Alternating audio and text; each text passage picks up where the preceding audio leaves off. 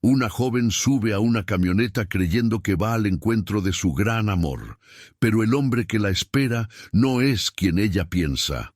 En menos de 2 horas, Paula Montes pasará de soñar con su futuro a convertirse en la víctima de la traición más brutal que San Diego del Valle jamás había visto. Y lo peor es que ella nunca vio venir lo que estaba a punto de pasarle. San Diego del Valle era un pueblo que vivía del silencio, un lugar donde todos conocían a todos, donde los secretos duraban poco, donde las miradas decían más que las palabras. Las calles de adoquín brillaban bajo el sol de Jalisco. Las casas de colores pastel se alineaban en hileras perfectas, y la iglesia del siglo XVIII dominaba la plaza central, como había hecho durante generaciones. Era el tipo de lugar donde la vida transcurría lenta, predecible, segura, o al menos eso creían todos. Porque en octubre de 2019, ese silencio se rompió para siempre. Una joven desapareció sin dejar rastro. Una cita que nadie debía traición saber, que nadie esperaba. Y una búsqueda que revelaría secretos que muchos querían mantener enterrados. Esta es la historia real de Paula Montes, y del caso que paralizó a todo un pueblo. Antes de continuar, si esta historia te está atrapando, ayúdame suscribiéndote al canal y dejando un like en este video. También comenta de dónde nos estás viendo. Eso me ayuda muchísimo a seguir trayéndote estos casos reales que sacuden nuestra realidad. Ahora sí, continuemos. El pueblo que parecía perfecto San Diego del Valle se encuentra en el corazón de Jalisco, rodeado de cerros cubiertos de encinos, de campos interminables de agave azul, de caminos de tierra que serpentean entre la vegetación seca del altiplano. La carretera federal lo conecta con Guadalajara, a 2 horas hacia el norte. Pero para sus habitantes, la ciudad grande siempre pareció un mundo diferente. En 2019, el pueblo tenía poco más de 5,000 habitantes. La mayoría vivía del campo, del comercio pequeño, de las remesas que llegaban del norte, de los hijos que se habían ido a Estados Unidos años atrás y enviaban dinero cada mes. El centro del pueblo era pequeño pero encantador. La plaza principal, con su kiosco de hierro forjado, los portales donde se reunían los viejitos cada tarde, la farmacia de Don Chuy, que había estado ahí desde 1952, la panadería de Doña Lupita, donde el olor a pan dulce inundaba las calles cada madrugada. Era el típico pueblo mexicano donde la iglesia marcaba el centro, donde la plaza principal se llenaba los domingos después de misa, donde los chismes corrían más rápido que el viento, donde todo el mundo sabía qué estaba pasando en la vida de todos. Si te divorciabas, todo el pueblo lo sabía en 2 días. Si tu hijo reprobaba el año, para el martes ya era tema de conversación en el mercado. Si tenías una aventura, mejor ni intentarlo, porque la noticia llegaría a tu casa antes que tú. Pero había algo que hacía especial a San Diego del Valle, algo que lo diferenciaba de otros pueblos de la región. Su tasa de criminalidad era casi nula. Aquí no había robos, no había asaltos, no había violencia. La gente dejaba las puertas abiertas. Los niños jugaban en las calles hasta que caía la noche. Las familias caminaban tranquilas por las calles mal iluminadas sin miedo alguno. Las únicas patrullas que se veían eran las que pasaban de vez en cuando, casi como formalidad. El Ministerio Público del pueblo atendía casos de documentos perdidos, de disputas por límites de terrenos, de vecinos que se peleaban por el ruido de la música. Nada grave, nada violento, nada que rompiera esa paz. Era un refugio, un oasis de tranquilidad en medio de un estado que en otras regiones luchaba contra la violencia del narcotráfico. Los habitantes de San Diego del Valle estaban orgullosos de eso. Aquí no pasa nada, decían con orgullo. Aquí estamos seguros.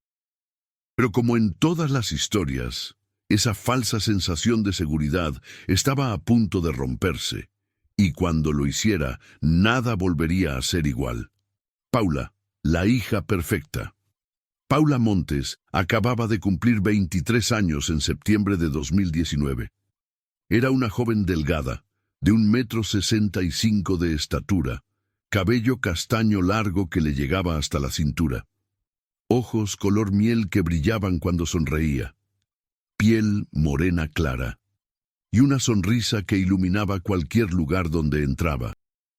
Tenía esa belleza natural que no necesitaba maquillaje, sencilla, genuina, el tipo de belleza que nace de adentro.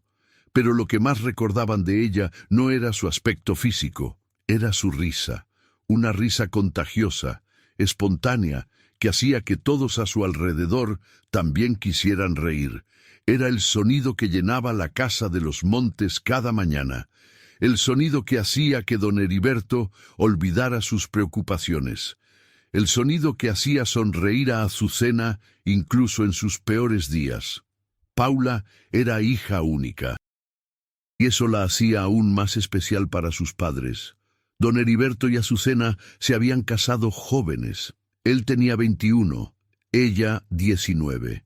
Y durante años intentaron tener hijos sin éxito, visitaron doctores, hicieron tratamientos, rezaron en todas las iglesias de la región. Nada funcionaba, hasta que en 1996, cuando ya habían perdido la esperanza, Azucena quedó embarazada. El embarazo fue difícil, complicado. Hubo momentos en que pensaron que lo perderían. Pero el 15 de septiembre de 1996, Paula nació, sana, fuerte, perfecta. Para don Heriberto y Azucena fue un milagro, la respuesta a años de oraciones. Y desde ese día dedicaron su vida entera a cuidarla, a protegerla, a darle todo lo que necesitara. Paula creció siendo una niña feliz, estudiosa, obediente, el tipo de hija que todos los padres desean. En la primaria siempre fue de las mejores alumnas. En la secundaria ganó varios concursos de oratoria. En la preparatoria fue la abanderada. Y cuando llegó el momento de elegir una carrera, lo tuvo claro. Quería estudiar contabilidad, no porque le apasionaran los números, sino porque sabía que eso ayudaría a su familia, al negocio de su padre. Los años en Guadalajara. En 2014, Paula se mudó a Guadalajara para estudiar en la universidad. Fue la primera vez que se alejaba de San Diego del Valle, la primera vez que vivía sola, y para Azucena fue como arrancarle el corazón. ¿Estás segura de que no quieres estudiar aquí cerca?, le preguntó su madre 1000 veces. Pero Paula sabía que necesitaba salir, ver el mundo, crecer, y lo hizo. Rentó un cuarto en una casa de estudiantes, cerca de la universidad. Un espacio pequeño pero acogedor, con una cama, un escritorio, un closet y una ventana que daba a un patio lleno de plantas. Los primeros meses fueron difíciles. Extrañaba a sus padres, la comida de su casa, el silencio del pueblo, el cielo estrellado que en Guadalajara no se podía ver por la contaminación lumínica. Pero poco a poco se adaptó, hizo amigos, se involucró en actividades de la universidad, aprendió a moverse en la ciudad grande, a tomar el camión, a defenderse, a ser independiente.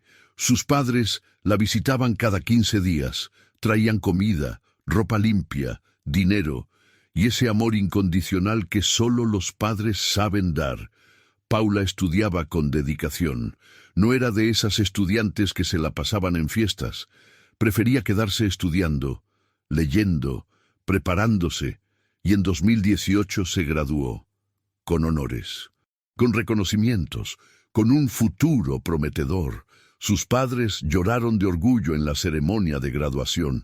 Era la primera persona en la familia Montes en obtener un título universitario. Y Paula tenía claro su siguiente paso: regresar a San Diego del Valle, ayudar a su familia, hacer crecer el negocio de su padre, el regreso al pueblo. En agosto de 2018, Paula regresó a San Diego del Valle. con su título bajo el brazo, con sueños, con planes. Don Heriberto la recibió con una fiesta. Invitó a toda la familia, a los amigos cercanos, a los clientes de la ferretería. Hubo mariachi, comida, bebida y discursos emocionados sobre el orgullo que sentían por Paula. «Nuestra hija es licenciada», repetía don Heriberto a todos, con los ojos brillantes, con la voz quebrada. Y Paula, avergonzada pero feliz, sonreía y agradecía a todos. Los primeros meses en el pueblo fueron de adaptación. Después de 4 años en la ciudad, el ritmo lento de San Diego del Valle se sentía extraño. La falta de lugares donde ir, la ausencia de cines, de cafés, de librerías. Pero Paula se mantuvo ocupada. Comenzó a trabajar en la ferretería de su padre, organizando el inventario, modernizando el sistema de cobro, implementando controles que don Heriberto nunca había usado. Por las tardes ofrecía asesorías contables a pequeños comerciantes del pueblo, a doña Lupita de la panadería, a don Chuy de la farmacia, al dueño de la gasolinera. Cobraba poco, casi nada. Lo hacía más por ayudar que por el dinero. Y los fines de semana ayudaba en la parroquia, daba catecismo a los niños, organizaba actividades, se involucraba en la comunidad. Era, en todos los sentidos, la hija ejemplar, la joven que todo el pueblo admiraba. Pero debajo de esa imagen perfecta, Paula se sentía sola. Sus amigas de la infancia se habían ido del pueblo, unas a estudiar, otras a trabajar. Algunas se habían casado. No tenía con quién salir, con quién platicar, con quién compartir sus pensamientos más profundos. Y aunque amaba a sus padres, a veces sentía que se estaba asfixiando, que el pueblo era demasiado pequeño, demasiado vigilante, demasiado limitante. Y fue en ese estado de soledad y vulnerabilidad cuando apareció Martín Solís, el encuentro que cambió todo. Era noviembre de 2018. Paula asistió a una capacitación de contabilidad digital en Guadalajara, una actualización necesaria sobre nuevas regulaciones fiscales. El evento era en un hotel cerca del centro, un salón lleno de contadores, de empresarios, de gente que como ella necesitaba mantenerse actualizada. La capacitación era aburrida. El expositor hablaba en un tono monótono. Las diapositivas estaban sobrecargadas de texto, y Paula luchaba por mantener los ojos abiertos. Durante el receso del café, salió al pasillo para estirar las piernas, y chocó con alguien, literalmente. Su café se derramó, manchó su blusa blanca. Y ella soltó una exclamación de sorpresa. «¡Ay, no! Lo siento mucho», dijo el hombre que había chocado con ella. Era alto, de unos 30 años, bien vestido, con camisa azul y pantalones de vestir, cabello negro peinado hacia atrás, ojos cafés, una sonrisa perfecta. «No, perdón, yo no estaba viendo», respondió Paula, tratando de limpiar su blusa con servilletas. «Déjame ayudarte, voy a pagar la tintorería». «No, no es necesario. Insisto, me siento terrible». Y así comenzó todo. El hombre se presentó. Martín Solís, ingeniero civil, representaba a una constructora importante de Guadalajara que también asistía a la capacitación porque necesitaban actualizarse en temas fiscales para sus proyectos. Hablaron durante el receso, de trabajo, de la capacitación aburrida, de Guadalajara. Martín era carismático, divertido, sabía cómo hacer reír a Paula, y cuando terminó el evento, la invitó a tomar un café. Paula dudó. No conocía a ese hombre. No acostumbraba a aceptar invitaciones de desconocidos, pero había algo en Martín que le generaba confianza. Tal vez su sonrisa, tal vez su forma de hablar, tal vez simplemente que Paula necesitaba compañía, y aceptó. Fueron a un café cerca del hotel. Se sentaron en una mesa junto a la ventana y platicaron durante horas. Martín le contó sobre su trabajo, sobre los proyectos que manejaba, sobre lo estresante que era la industria de la construcción. Paula le contó sobre San Diego del Valle, sobre la ferretería, sobre sus sueños de hacer crecer el negocio familiar. Y mientras hablaban, Paula sintió algo que no había sentido en mucho tiempo: conexión, alguien que la escuchaba, que se interesaba, que hacía las preguntas correctas. Cuando se despidieron, Martín le pidió su número. «Me gustaría seguir platicando contigo, ¿te parece?» Paula, por primera vez en meses, se sintió emocionada y le dio su número. Los primeros meses, los mensajes comenzaron al día siguiente. «Buenos días». «Buenas noches». Preguntas sobre cómo había ido su día, chistes, memes, conversaciones que fluían naturalmente. Paula se encontraba revisando su teléfono constantemente, esperando el siguiente mensaje de Martín, sonriendo cuando veía su nombre en la pantalla. A las 2 semanas, Martín la invitó a salir de nuevo. «Voy a estar en Guadalajara el fin de semana. ¿Te gustaría cenar?» Paula inventó una excusa para ir a la ciudad. Le dijo a sus padres que una amiga de la universidad la había invitado a una reunión, y fue. La cena fue perfecta. Martín la llevó a un restaurante elegante, le abrió la puerta del coche, le corrió la silla, se portó como un caballero. Hablaron de todo, de sus infancias, de sus familias, de sus sueños. Martín le contó que había estudiado ingeniería en el TEC, que venía de una familia de clase media, que su padre había sido maestro y su madre enfermera. Él había luchado mucho para llegar a donde estaba. Paula se identificó con esa historia, con ese esfuerzo, con esa determinación, y cuando Martín la llevó de regreso a su coche, le dio un beso en la mejilla. Suave, respetuoso, perfecto. Paula condujo de regreso a San Diego del Valle con el corazón acelerado, sintiéndose viva, emocionada, enamorada. La relación se intensifica. De diciembre de 2018 a febrero de 2019, Paula y Martín se vieron regularmente. Cada 2 o 3 semanas, Paula viajaba a Guadalajara, siempre con excusas elaboradas para sus padres, que tenía una capacitación, que necesitaba comprar material para la ferretería, que iba a visitar a una amiga. Sus padres no sospechaban nada. Paula siempre había sido responsable. Confiaban en ella ciegamente, y Paula aprovechaba esa confianza para ver a Martín. Las citas eran románticas, caminatas por el centro histórico, cenas en restaurantes con vista, visitas a museos, películas en el cine. Martín era atento, detallista, le compraba flores, le escribía mensajes dulces, le hacía sentir especial. Paula se enamoró perdidamente. Por primera vez en su vida, sentía esa mariposa en el estómago, esa emoción de ver a alguien, esa necesidad de estar juntos. Y Martín parecía sentir lo mismo. «Eres diferente a todas las mujeres que he conocido», le decía. «Eres real, auténtica, sin pretensiones. Creo que me estoy enamorando de ti», le confesó una noche. Y Paula, con lágrimas en los ojos, respondió: «Yo también». Pero había algo que Martín no le había contado, algo que cambiaría todo. La bomba era febrero de 2019, un sábado. Paula había ido a Guadalajara a pasar el día con Martín.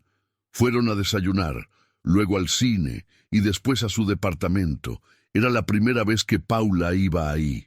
Un departamento moderno, bien decorado, en una zona residencial. Estaban platicando en la sala cuando Martín recibió una llamada. Miró la pantalla. Su expresión cambió. «Perdón, tengo que contestar. Es del trabajo». Se fue al balcón a hablar. Dejó su celular en la mesa y entonces llegó una notificación. El mensaje apareció en la pantalla de bloqueo. «Mi amor, ¿a qué hora llegas? Los niños te extrañan. Te amo». El mensaje venía de un contacto guardado como casa. Paula sintió que el piso se abría bajo sus pies. Mi amor, los niños. Su corazón comenzó a latir con fuerza. Las manos le temblaban. Tomó el teléfono. Abrió la notificación. La conversación seguía visible sin necesidad de contraseña, y lo que vio la destrozó. Mensajes de pareja, fotos familiares, conversaciones cotidianas sobre los niños, sobre la casa, sobre planes del fin de semana. Martín tenía una esposa y 2 hijos, una familia completa, una vida que nunca le había mencionado. La confrontación. Cuando Martín volvió del balcón, encontró a Paula de pie, con el teléfono en la mano, con lágrimas corriendo por sus mejillas, con una mirada que él nunca había visto antes. ¿Quién es Daniela?, preguntó con voz temblorosa. Martín se quedó paralizado. Sus ojos fueron del rostro de Paula al teléfono, y supo que todo había terminado, o al menos eso debió pensar. Pero Martín era un hombre inteligente, un manipulador experto, y en segundos su cerebro ya estaba calculando la siguiente jugada. Respiró profundo, se sentó en el sofá y comenzó a hablar con esa calma que siempre lo caracterizaba. Paula, siéntate. Por favor, no, dime quién es. Está bien, tienes razón. Te debo una explicación. Se pasó las manos por el cabello, como si estuviera sufriendo, como si esto le doliera tanto como a ella. Daniela es mi esposa. Las palabras cayeron como piedras sobre Paula. ¿Tu esposa? Sí, pero no es lo que piensas. ¿Cómo que no es lo que pienso? Tienes una familia, hijos. Martín se levantó, intentó acercarse a ella, pero Paula retrocedió. No te acerques, no me toques. Paula, por favor. Déjame explicarte. Y entonces comenzó su historia, una historia cuidadosamente elaborada, llena de detalles convincentes, de emociones falsas. La historia de Martín. Me casé con Daniela cuando tenía 24 años, comenzó Martín. Fue un error. Yo era joven, inmaduro, y las familias presionaron mucho. Le contó que Daniela quedó embarazada después de solo 3 meses de noviazgo, que sus padres lo obligaron a casarse, que fue una boda rápida, sin amor real. Pensé que podría funcionar, que con el tiempo aprendería a amarla, pero no pasó. Le dijo que su matrimonio estaba muerto desde hace años, que solo seguían juntos por los niños, por las apariencias, por la presión familiar. Su familia tiene dinero, influencias, y me amenazaron. Me dijeron que si me iba, destruirían mi carrera, me quitarían todo.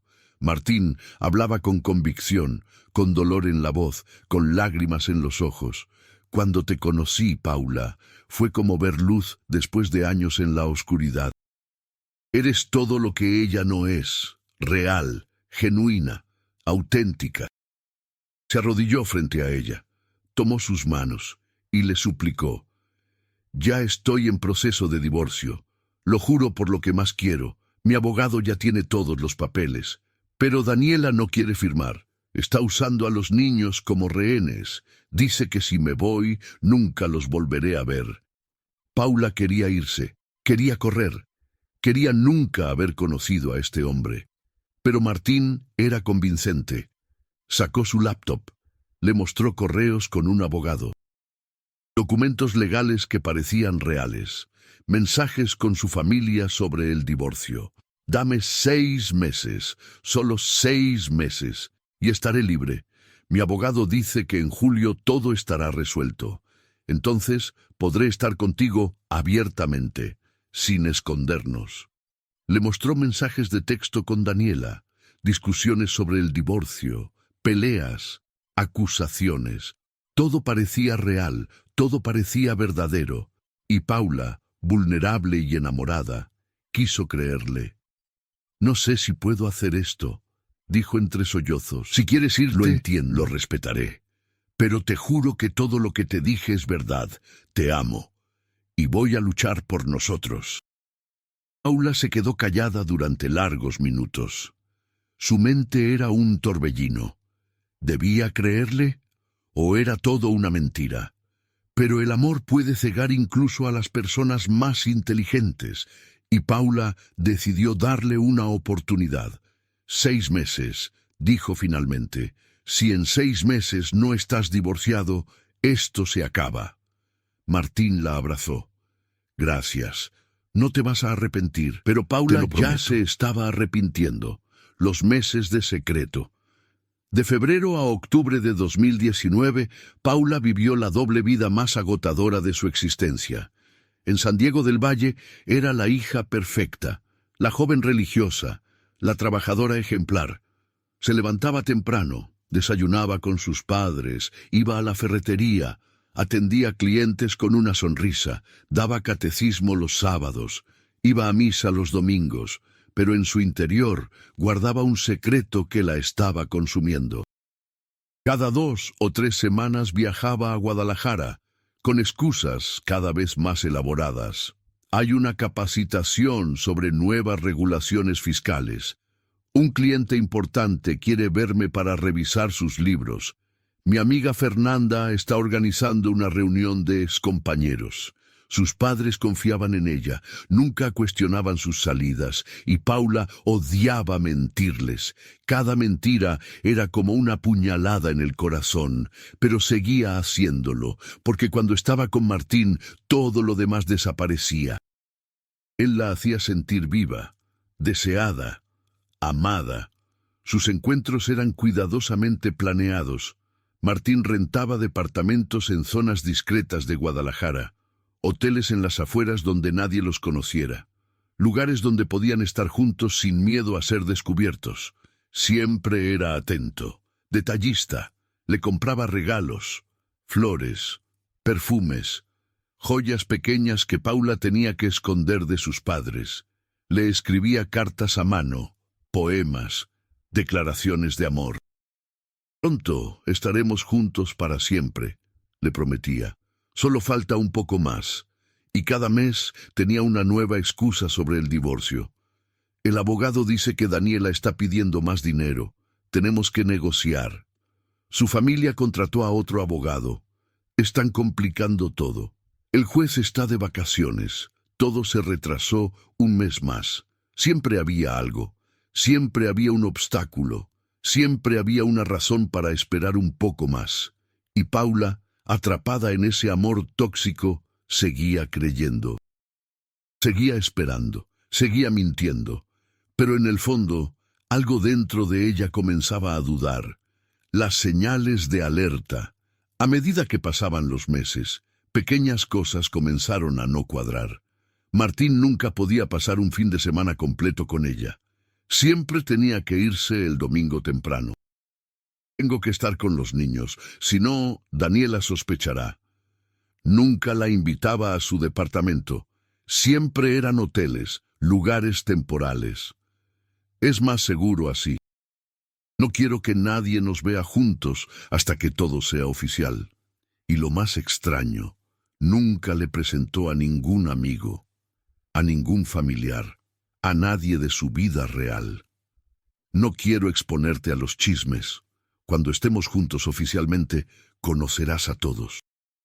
Paula comenzó a sentir que era un secreto, una amante, algo que se esconde, y eso la lastimaba profundamente. En julio, cuando se cumplieron los 6 meses que Martín había prometido, Paula lo confrontó. Dijiste que en julio estarías divorciado. Ya casi, mi amor. El abogado dice que solo faltan las firmas finales. Daniela finalmente aceptó. En 2 semanas todo estará listo. Pero las 2 semanas se convirtieron en un mes, y el mes en 2. Y Paula comenzó a sentir que algo estaba muy mal. Empezó a investigar por su cuenta, buscó el nombre de Martín en redes sociales, y lo que encontró la devastó. Daniela, su esposa, tenía Facebook, y sus fotos eran públicas, fotos recientes, de julio, de agosto, de septiembre. Fotos de Martín con ella, con los niños, en vacaciones, en reuniones familiares, celebrando cumpleaños, fotos de una familia feliz, completa, unida, y en las descripciones palabras de amor. El amor de mi vida. Gracias por estos años maravillosos. Mi familia perfecta, los amo. No había ningún divorcio, no había ninguna separación, todo era mentira. Paula sintió que el mundo se derrumbaba, pero cuando confrontó a Martín, él tuvo otra excusa. Es por los niños. Daniela me pidió que siguiéramos aparentando en redes sociales, para que los niños no sufran, pero te juro que entre nosotros ya no hay nada. Y Paula, desesperada por creer, volvió a aceptar su explicación, porque la verdad era demasiado dolorosa para enfrentarla. Azucena sospecha. Azucena, la madre de Paula, no era tonta.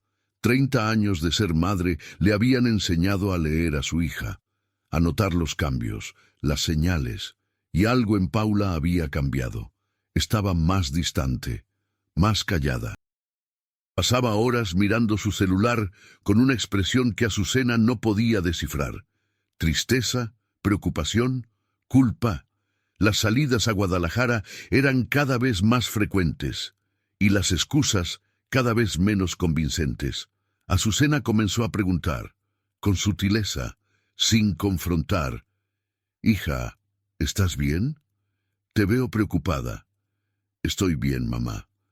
Solo es el trabajo». «¿Segura? ¿Sabes que puedes contarme cualquier cosa?»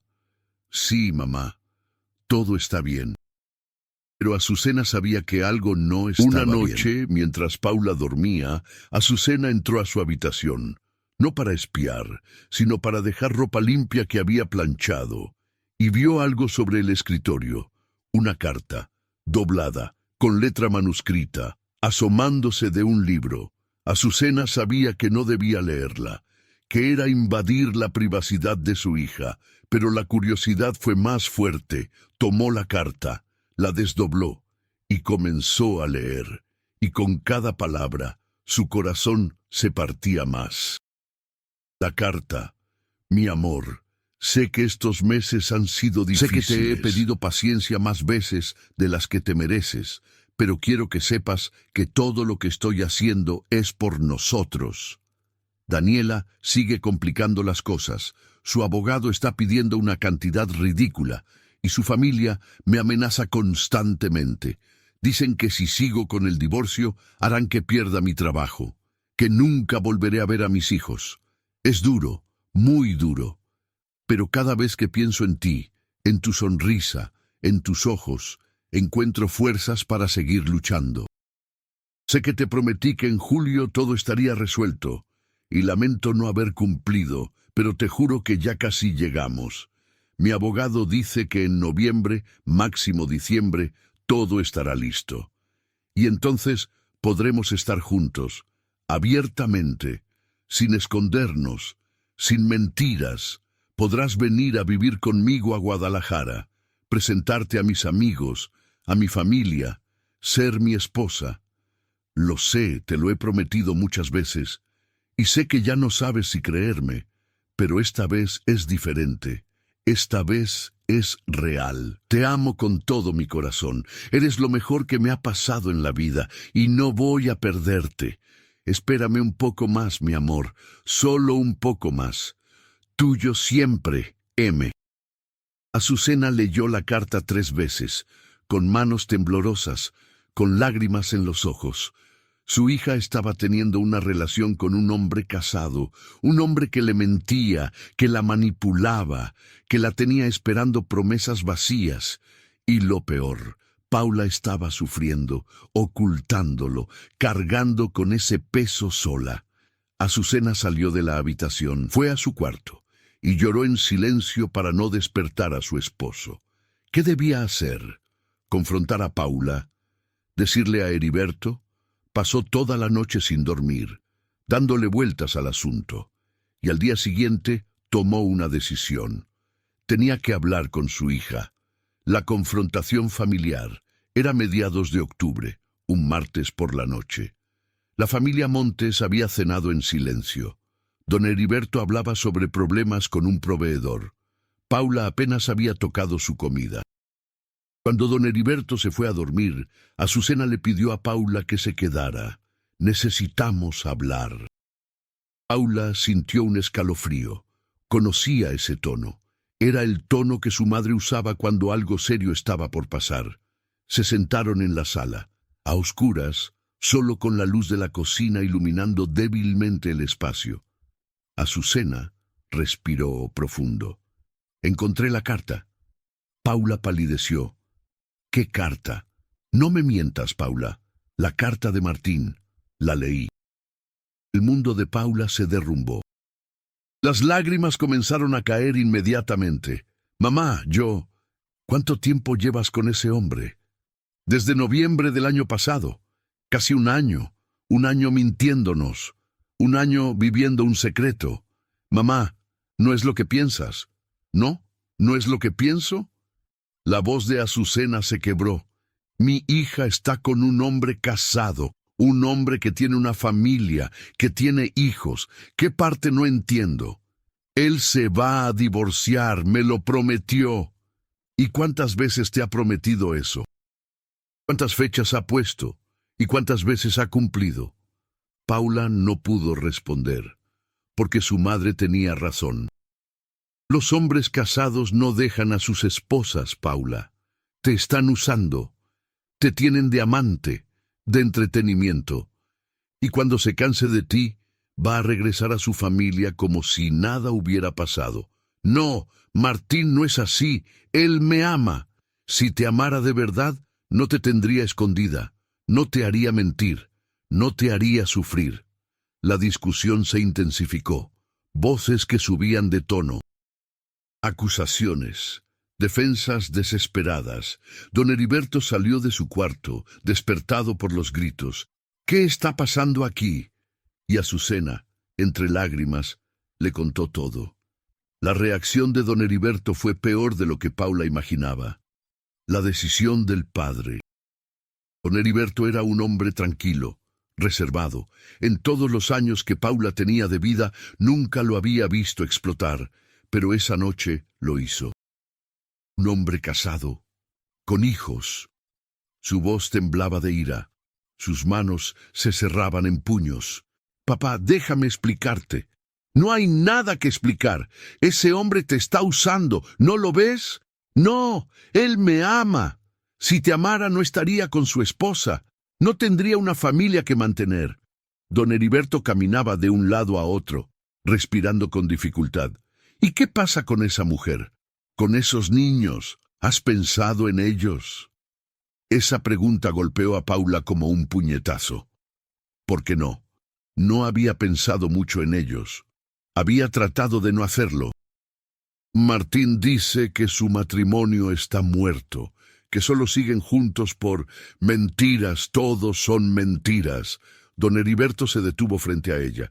La miró con una mezcla de decepción y dolor que Paula nunca olvidaría. Te criamos para ser diferente, para ser una mujer de valores, para respetar a las familias, y ahora estás destruyendo una. No estoy destruyendo nada. Ellos ya estaban mal antes de que... ¡Basta!, gritó don Heriberto. Se acabó. No vuelves a ver a ese hombre. Nunca más. ¿Entendiste? No puedes prohibirme. Claro que puedo. Mientras vivas bajo mi techo seguirás mis reglas. Le quitó las llaves del coche. Le exigió su celular. Le dijo que quedaba prohibida de ir a Guadalajara sin supervisión. Paula lloraba desconsoladamente. Me están tratando como una niña. Porque te estás comportando como una, respondió Azucena con voz quebrada. Y esa noche, Paula subió a su cuarto. Cerró la puerta con llave y lloró hasta quedarse sin lágrimas. Pero en su mente ya estaba formando un plan que cambiaría todo para siempre, el plan de escape.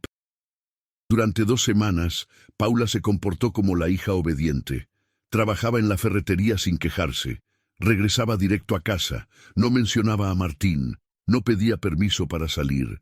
Sus padres comenzaron a relajarse. Pensaron que había entendido, que había terminado esa relación tóxica, pero estaban equivocados. Paula seguía en contacto con Martín. Usaba el teléfono de una compañera del trabajo, Mariana, la hija del vecino que también ayudaba en la ferretería. Le pedía prestado el celular para hacer unas llamadas de trabajo, cuando don Heriberto no estaba. Y en esos momentos robados, hablaba con Martín. Le contó lo que había pasado, la confrontación, las prohibiciones, y Martín, furioso, le propuso algo radical. «Vámonos juntos, escapemos, empecemos de nuevo en otro lugar». «¿Escaparnos? ¿Estás loco?» «No estoy loco. Estoy harto de escondernos, de esperar, de que tu familia nos separe. Pero mis padres, tus padres no entienden lo nuestro, nunca van a entender. Si nos quedamos aquí, nunca podremos estar juntos». Martín le pintó un futuro perfecto, una vida en otra ciudad, Monterrey, tal vez, o Querétaro, donde nadie los conociera, donde pudieran empezar de cero. «Conseguiré trabajo fácilmente, tú también, rentaremos un departamento, seremos felices». «¿Y Daniela? ¿Y el divorcio?» «Una vez que estemos lejos, finalizaré todo, te lo juro». Paula dudó. Sabía que esto destrozaría a sus padres, que nunca la perdonarían. Pero estaba cansada, cansada de esconderse, cansada de mentir, cansada de esperar. Y el amor ciego la hizo tomar la peor decisión de su vida. «Está bien, hagámoslo». Planearon todo para el 23 de octubre, un miércoles, día de medio mercado en San Diego del Valle, cuando el pueblo estaba lleno de gente de los ranchos cercanos. Cuando nadie notaría su ausencia hasta la noche, Paula llevaría solo lo esencial: ropa, documentos, sus ahorros, 3,000 pesos que había guardado durante meses. Martín la recogería en un punto discreto, afuera del pueblo, lejos de miradas curiosas, y simplemente desaparecerían, o al menos ese era el plan. El día fatídico. El 23 de octubre de 2019 amaneció frío y nublado en San Diego del Valle. Las nubes grises cubrían el cielo como un presagio. El viento soplaba fuerte, levantando polvo de las calles sin pavimentar. Los perros aullaban inquietos. Algunos vecinos dirían después que sentían algo raro en el aire, una tensión inexplicable, como si el pueblo supiera que algo terrible estaba por pasar. Paula se despertó a las 6 de la mañana. Había dormido poco. La ansiedad no la dejaba descansar. ¿Estaba haciendo lo correcto? Se miró al espejo. Sus ojos color miel mostraban ojeras. Su rostro reflejaba cansancio, pero también determinación. Hoy cambiaría su vida para siempre. Se vistió normal, jeans oscuros, blusa azul sencilla, chamarra gris, tenis cómodos. No quería levantar sospechas. Bajó a desayunar con sus padres a las 7. A su cena había preparado chilaquiles, el desayuno favorito de Paula, como si intuitivamente supiera que sería la última vez. «¿Dormiste bien, hija?», preguntó su madre. «Sí, mamá, muy bien». Mentira. Don Heriberto leía el periódico mientras comía. Hablaba sobre las noticias locales, sobre el clima, sobre los precios del agave que estaban bajando. Conversación trivial, cotidiana, normal. Paula apenas podía tragar. El nudo en su garganta era demasiado grande. Miró a sus padres, a su padre con su camisa a cuadros desgastada, a su madre con su delantal floreado. Dos personas que la amaban incondicionalmente, que habían dedicado su vida a cuidarla, a protegerla, y ella estaba a punto de destrozarlos. Sintió ganas de llorar, de confesar, de cancelar todo, pero entonces sonó su celular, un mensaje de Martín desde un número desconocido. «Todo listo. Te amo. Hoy comienza nuestra vida juntos». Y Paula endureció su corazón. «Tengo que irme», dijo levantándose. «Papá, ¿nos vamos?» «Sí, hija, vamos». La mañana en la ferretería. La ferretería El Progreso era un local modesto en la calle principal del pueblo. 2 pisos, fachada verde desteñida, letrero antiguo que don Heriberto se negaba a cambiar porque le traía suerte. Adentro, las paredes estaban cubiertas de estantes, herramientas, clavos, tornillos, pinturas, cemento, todo lo que un pueblo como San Diego del Valle necesitaba. Paula y su padre llegaron a las 9 en punto, como todos los días. Don Heriberto abrió la cortina metálica, encendió las luces, puso música ranchera en la radio y comenzó el día. Los clientes empezaron a llegar poco después. Don Abundio necesitaba alambre. Doña Socorro buscaba una llave inglesa. El joven Esteban quería pintura para su casa. Paula los atendía con su sonrisa de siempre, amable, servicial, eficiente, pero su mente estaba en otro lugar. A las 2:30 saldría de aquí, para siempre. ¿Sus padres la perdonarían algún día? A las 12 del mediodía, Mariana llegó con su almuerzo, una torta de jamón que su madre le había preparado. ¿Estás bien?, le preguntó Mariana en voz baja. «Te ves pálida». «Estoy bien, solo no dormí mucho». Mariana la miró con preocupación, pero no insistió. A la 1 de la tarde Paula fue al baño, se encerró y revisó la mochila que había escondido en el depósito de atrás. Ropa, documentos, su acta de nacimiento, su título universitario, su cartilla del Seguro Social y el sobre con sus ahorros, 3,000 pesos, todo el dinero que tenía en el mundo. ¿Sería suficiente para empezar una nueva vida? Tenía que serlo. Respiró profundo. Se lavó la cara. Se miró al espejo una última vez. «Vas a estar bien», se dijo. «Martín te ama. Todo va a salir bien». Pero en el fondo, una vocecita le susurraba que estaba cometiendo un error, una vocecita que decidió ignorar. La última conversación. A las 2:20 de la tarde, Paula se acercó a su padre. «Papá, voy a ir a casa a comer. ¿Necesitas algo?» Don Heriberto levantó la vista de su cuaderno de cuentas. «No, hija, ve tranquila.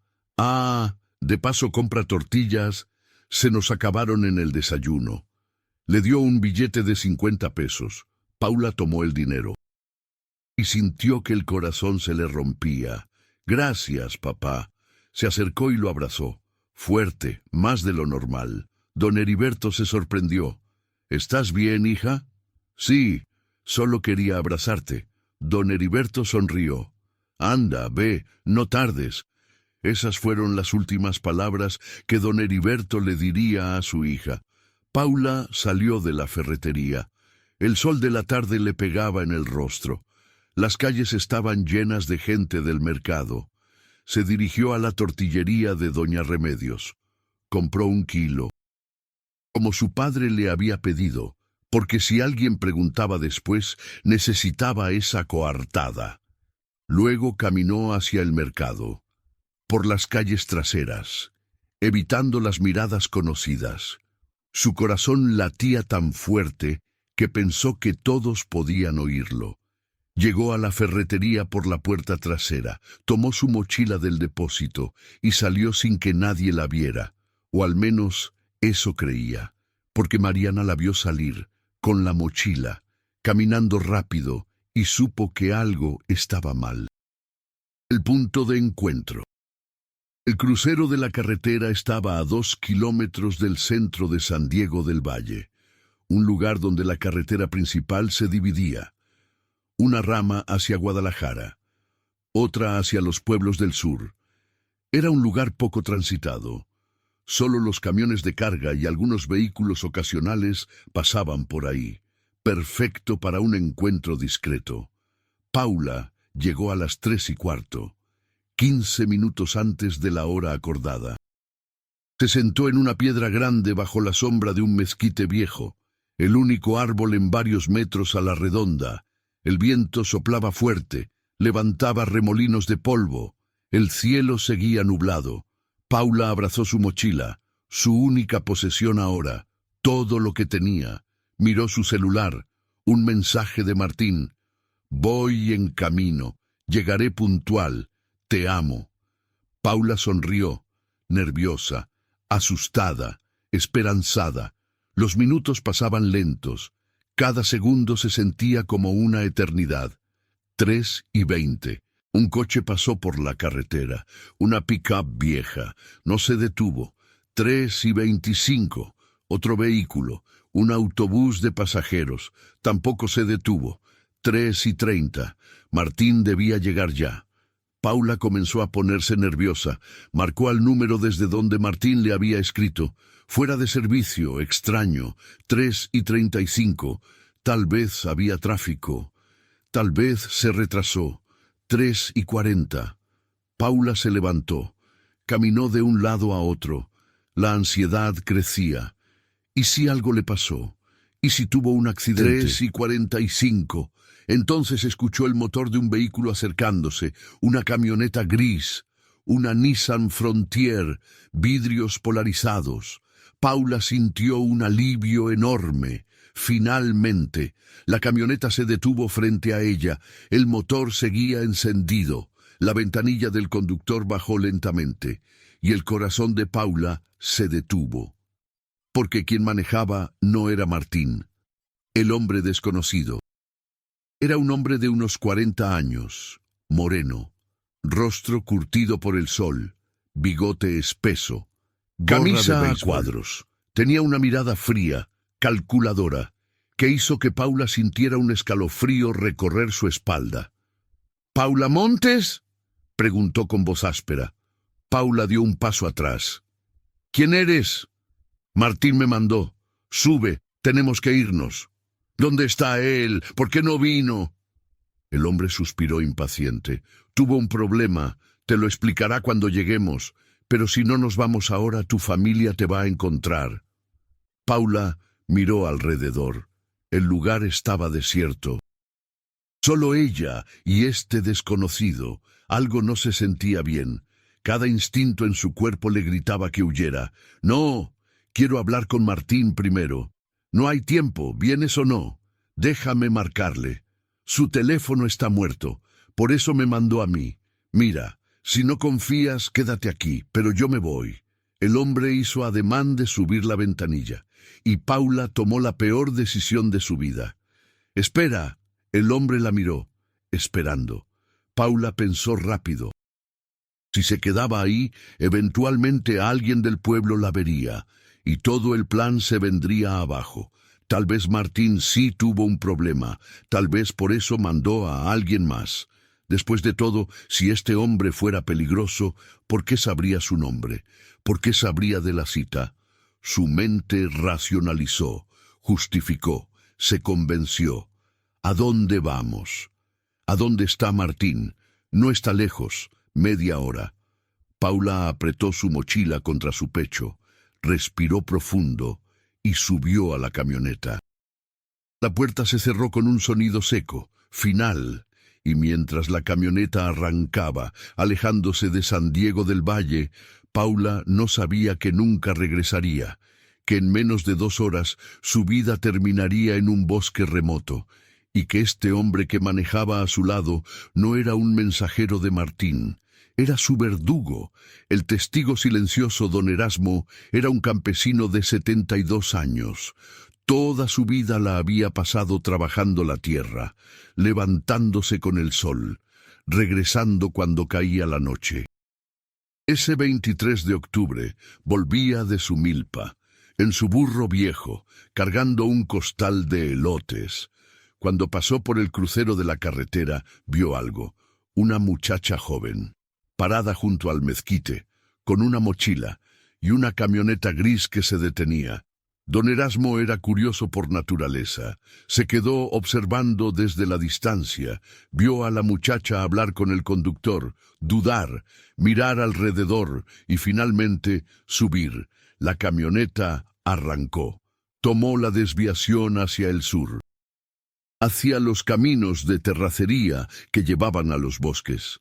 Don Erasmo pensó que era raro, pero no le dio importancia. Los jóvenes hacían cosas raras todo el tiempo.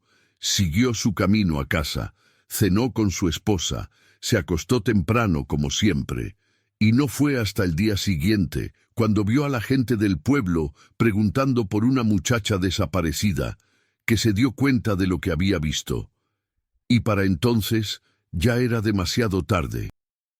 La alerta don Heriberto comenzó a preocuparse a las 5 de la tarde. Paula no había regresado a la ferretería, no contestaba su celular, y cuando marcó a su casa, Azucena le dijo que tampoco había llegado. Tal vez se encontró con alguna amiga, dijo Mariana tratando de tranquilizarlo. Ya sabe cómo son las muchachas. Pero don Heriberto conocía a su hija. Paula no era de las que desaparecían sin avisar. A las 5:30 cerró la ferretería temprano. Fue directo a su casa. Azucena estaba en la cocina, preparando la cena, pero su rostro mostraba preocupación. ¿Ya llegó? No. ¿Tú no la has visto? Salió de la ferretería a las 2:30. Dijo que vendría aquí a comer. Azucena dejó lo que estaba haciendo. Aquí no ha venido. Y en ese momento ambos supieron que algo estaba mal.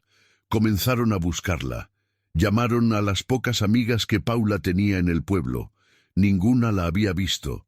Fueron a casa de su prima Mónica. Tampoco. Caminaron por el pueblo preguntando, en la tortillería, en el mercado, en la farmacia. Doña Remedios de la tortillería recordó haberla visto a las 2:30. Compró tortillas. Se veía normal, un poco apurada, pero normal. Un comerciante del mercado la vio pasar caminando hacia las afueras. Llevaba una mochila, pensé que iba al banco o algo así. Pero después de eso, nada. A las 7 de la noche, la oscuridad cubría San Diego del Valle, y Paula seguía sin aparecer. Don Heriberto tomó su camioneta. Recorrió las calles del pueblo, gritando su nombre, buscándola en cada esquina. Azucena llamaba a su celular una y otra vez, pero solo entraba el buzón de voz. A las 8, don Heriberto tomó la decisión más difícil de su vida. Fue al Ministerio Público a reportar la desaparición de su hija, Juventino Carranza. El agente del Ministerio Público que atendió a don Heriberto esa noche era Juventino Carranza, 52 años, 30 años de servicio. Rostro marcado por el tiempo y las historias que había visto. Había trabajado en ciudades grandes, en Guadalajara, en Zapopan, antes de decidir retirarse a un pueblo tranquilo donde pudiera terminar sus últimos años de servicio en paz. En San Diego del Valle, su trabajo era aburrido. Documentos perdidos, peleas de vecinos, animales extraviados, nada grave, nada que lo quitara del sueño, hasta esa noche. Cuando don Heriberto entró a su oficina con los ojos rojos y la voz quebrada, Juventino supo inmediatamente que esto era diferente. Mi hija desapareció, salió a las 2:30 y no ha regresado. Juventino había visto muchos casos de jóvenes desaparecidas que en realidad se habían ido de fiesta, o con el novio, o simplemente querían asustar a sus padres, pero algo en don Heriberto le decía que este caso era distinto. Cuénteme todo, desde el principio. Don Heriberto narró los hechos. La salida de la ferretería, las tortillas que nunca llegaron a casa, las llamadas sin respuesta. ¿Tiene novio? Don Heriberto dudó. Miró a Azucena, que había llegado minutos después, y entonces le contaron sobre Martín Solís, sobre la relación secreta, el hombre casado, las promesas falsas, la carta encontrada, la confrontación de 2 semanas atrás. Juventino sintió que su estómago se contraía. Esto no era una muchacha que se fue de fiesta. Esto era algo mucho peor. Necesito toda la información que tengan de ese hombre, nombre completo, teléfono, dirección, lo que sea. Pero don Heriberto y Azucena sabían muy poco, solo el nombre, que era ingeniero, que vivía en Guadalajara, nada más. Paula había sido muy cuidadosa en mantener el secreto. Juventino comenzó a hacer llamadas a la policía estatal, a contactos en Guadalajara, a otros municipios. Y mientras hacía esas llamadas, una sola pregunta rondaba su mente. ¿Dónde estaba Paula Montes? Y más importante, ¿seguía viva? La primera noche. La primera noche fue la más larga de las vidas de don Heriberto y Azucena. No durmieron, se quedaron en la sala, abrazados, llorando, rezando. El teléfono de la casa no dejaba de sonar.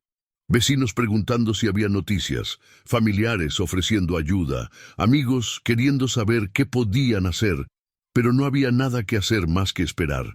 Y la espera era una tortura.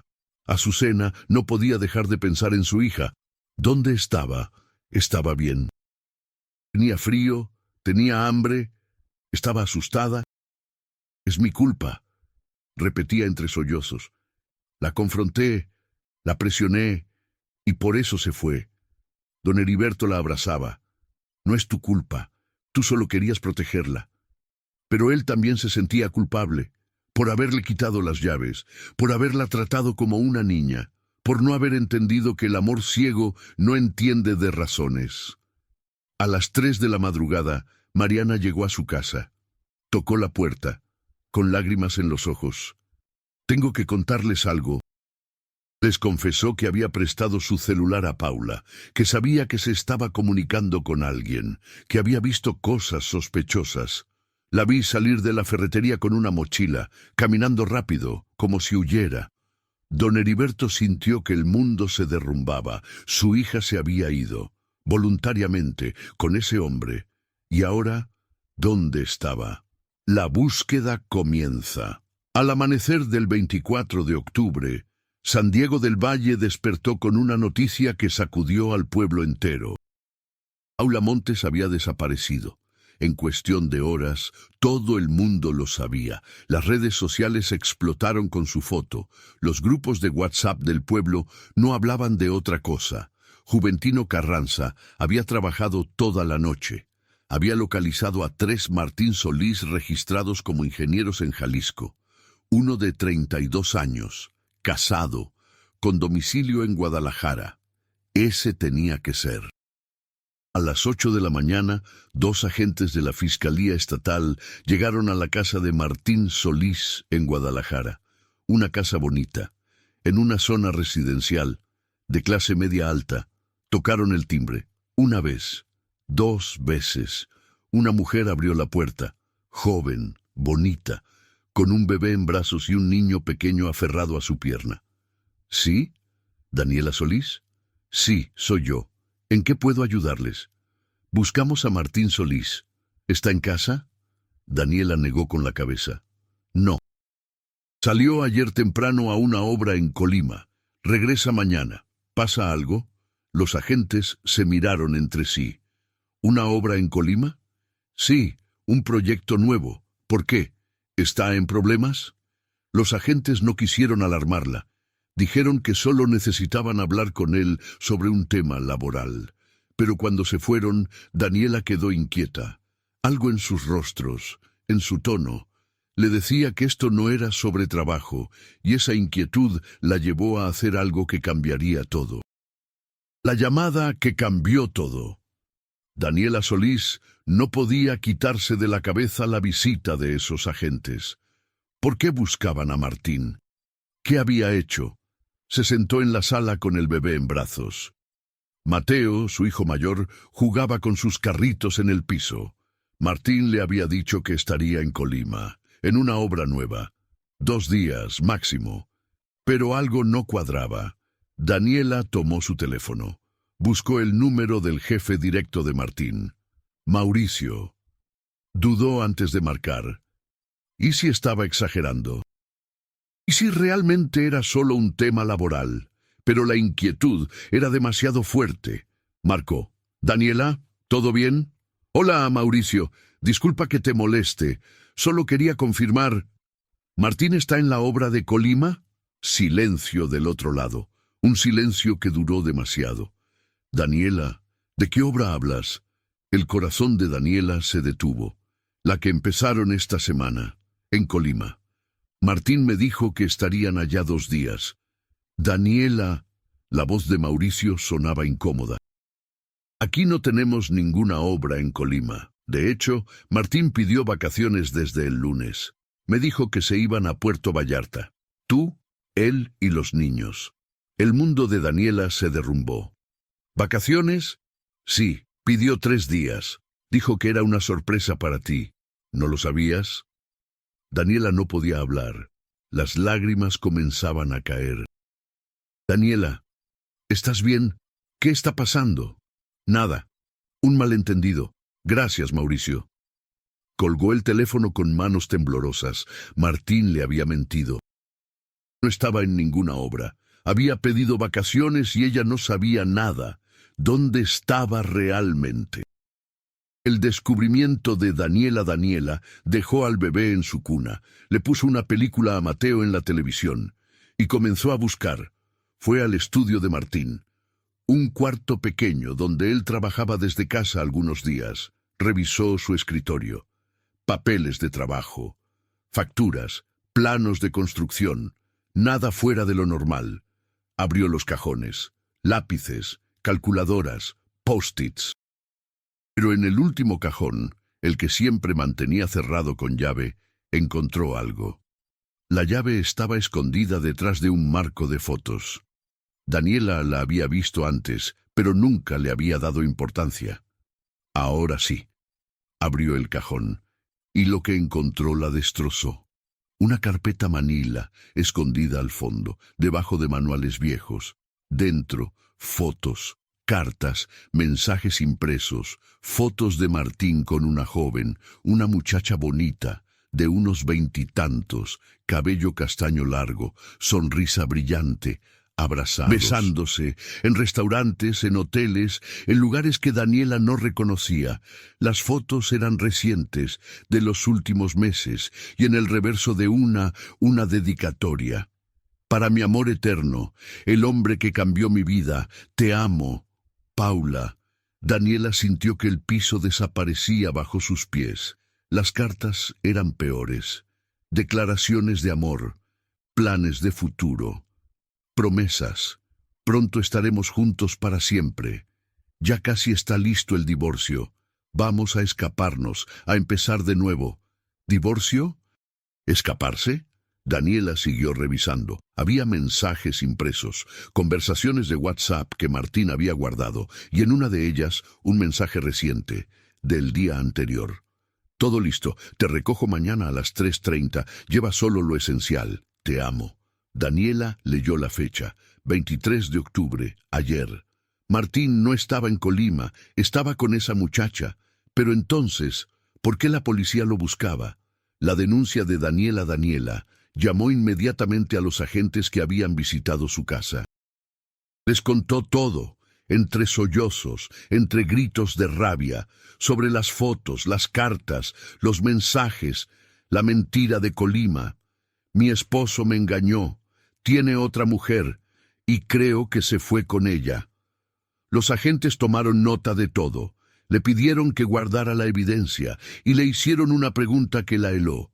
Señora Solís, ¿su esposo ha sido violento alguna vez? Daniela dudó. La verdad era que sí. Martín tenía un lado oscuro que pocos conocían. Cuando bebía, se ponía agresivo, gritaba, rompía cosas. Una vez la había empujado contra la pared durante una discusión. Le dejó un moretón en el brazo. Otra vez le había torcido la muñeca cuando ella revisó su celular. «Nunca me digas qué hacer», le había gritado. «Nunca». Daniela siempre lo justificaba. Es el estrés del trabajo, se decía, no es su culpa. Pero ahora, con toda esta verdad saliendo a la luz, veía las cosas diferentes. Sí, confesó finalmente, ha sido violento, varias veces. Los agentes se miraron entre sí. «¿Por qué preguntan eso?», añadió Daniela. «¿Qué tiene que ver?». La joven de las fotos, Paula Montes, desapareció ayer, el mismo día que su esposo supuestamente iba a recogerla. Daniela sintió que se le cortaba la respiración.